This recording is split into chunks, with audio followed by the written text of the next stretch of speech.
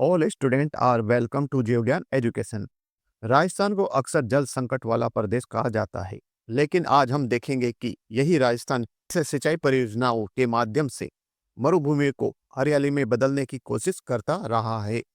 यह विषय केवल कृषि से जुड़ा नहीं है, बल्कि यह भूगोल, अर्थव्यवस्था, पर्यावरण और मानव प्रयास चारों का संयुक्त अध्ययन है। इसी कारण आरपीएससी, आरएसएसबी में यह टॉपिक बार बार पूछा जाता है।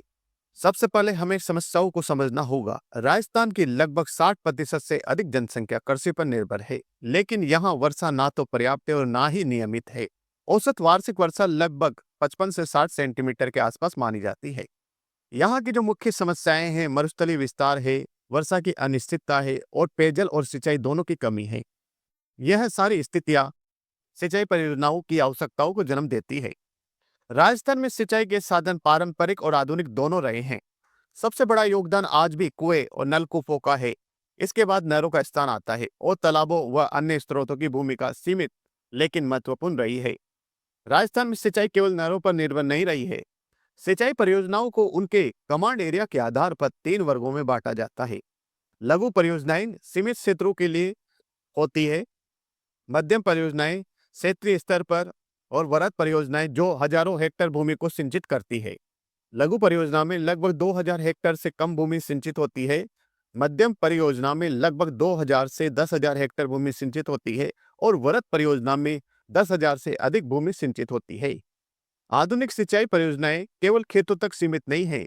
एक ही परियोजना से सिंचाई, पेयजल आपूर्ति, जल विद्युत उत्पादन, मत्स्य पालन और बाढ़ नियंत्रण जैसे कई लाभ मिलते हैं। अब हम राजस्थान की प्रमुख सिंचाई परियोजनाओं को 2 भागों में बांटकर देखते हैं। पहली है नहर परियोजना, जैसे इंदिरा गांधी और गंग नहर, और दूसरी है नदी घाटी परियोजना, जैसे चंबल माही भाखड़ा नागल परियोजना। भाखड़ा नागल परियोजना राजस्थान में स्थित नहीं है, लेकिन राजस्थान एक लाभार्थी राज्य है। इंदिरा गांधी नहर परियोजना को सही अर्थों में राजस्थान की जीवन रेखा कहा जाता है। यह देश की सबसे बड़ी सिंचाई परियोजनाओं में से एक है। इसकी प्रेरणा गंग नहर से ली गई थी। इस परियोजना ने पश्चिमी राजस्थान के मरुस्थलीय जिलों में कृषि और बसाउट की दिशा बदल दी है।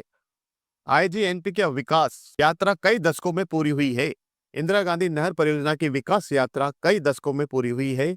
1950 के दशक में इसकी योजना बनी थी।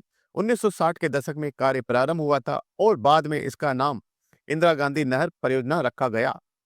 मानचित्र से स्पष्ट होता है कि यह नहर कैसे पाक सीमा के समानांतर चलती हुई राजस्थान के अंदर गहराई तक जाती है।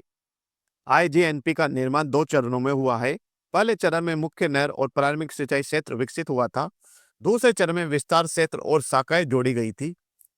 कुल मिलाकर लगभग 16 लाख हेक्टेयर से अधिक क्षेत्र इस परियोजना से संचित होता है। आईजीएनपी की एक विशेषता यह है कि लिफ्ट नहर प्रणाली, जहां गुरुत्वाकर्षण से पानी नहीं पहुंच पाता, वहां पंपों की सहायता से पानी ऊंचाई तक पहुंचाया जाता है। बीकानेर और जोधपुर जैसे क्षेत्रों में इस तकनीक ने खेती को संभव बनाया है। आईजीएनपी केवल एक नहर नहीं है, बल्कि एक शाखाओं का पूरा जाल है। कुछ शाखाएं गुरुत्वाकर्षण पर आधारित है, जबकि अधिकांश लिफ्ट प्रणाली से संचालित होती है। आईजीएनपी से पहले राजस्थान में गंग नहर ने सिंचाई की नींव रखी थी। 1927 में प्रारंभ हुई यह नहर भारत की पहली आधुनिक नहर प्रणालियों में से एक है। इसे श्री गंगानगर क्षेत्र को राजस्थान का अन्न भंडार बनाया। अगली है चंबल परियोजना। यह राजस्थान और मध्य प्रदेश की संयुक्त परियोजना है। यह सिंचाई के साथ साथ जल विद्युत उत्पादन का भी स्रोत है।